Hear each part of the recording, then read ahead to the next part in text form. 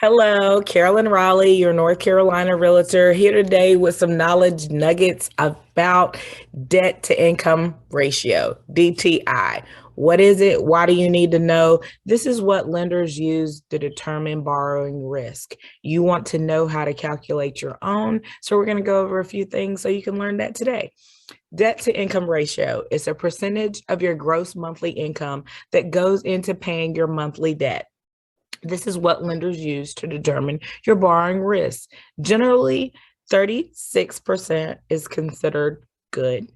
43 is considered rough. You still may find lenders to approve, but keep in mind, this is generally speaking. Each lenders have their own rules. So you want to be able to know yours so you can know if you're in that higher risk and you may be shooting darts trying to find a lender. Low debt to income ratio, lenders believe demonstrate a good balance between debt and income. Higher debt to income ratio to lenders signal that an individual has too much debt and they're not making enough money to pay that debt.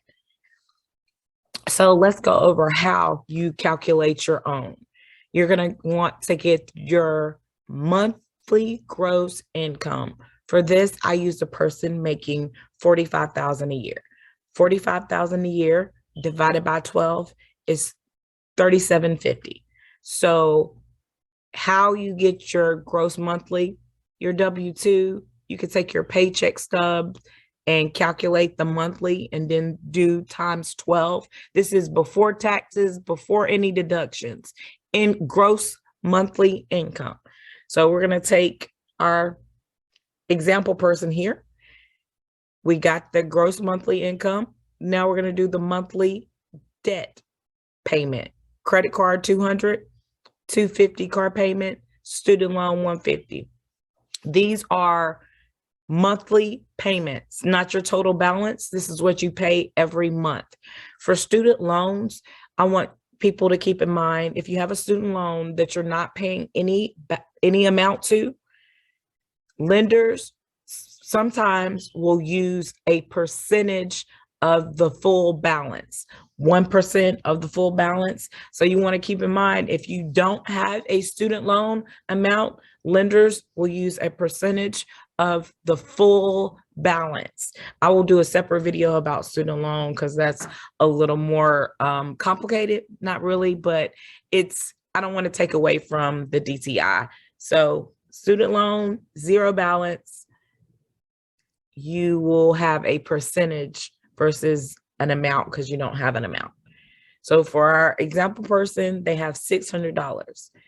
$600 divided by the gross monthly income gives them 16%, well over the 36%. But let's look if they're wanting to buy a house. Then a mortgage payment, $1,500.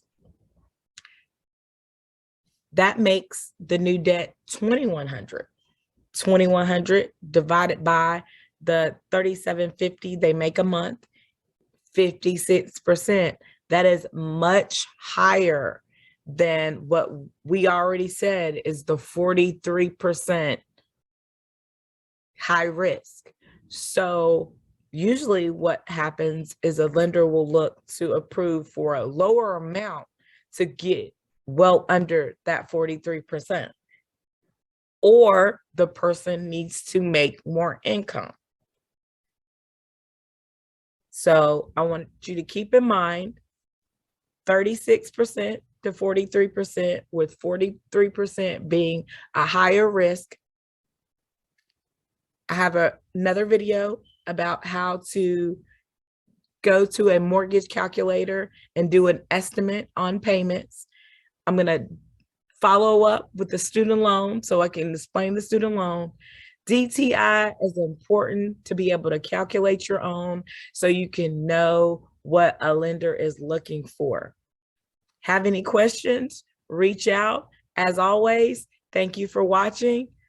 See you next time.